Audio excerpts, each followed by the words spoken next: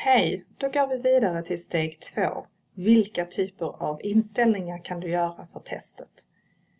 Vi var ju här där vi gav information om testet, rubrik och så vidare. Här har vi en flik som heter alternativ. Om vi trycker på den så får vi upp en rad olika alternativ som vi kan använda för inställningar för testet. Bland annat så kan vi ange hur många tillåtna försök deltagaren ska ha.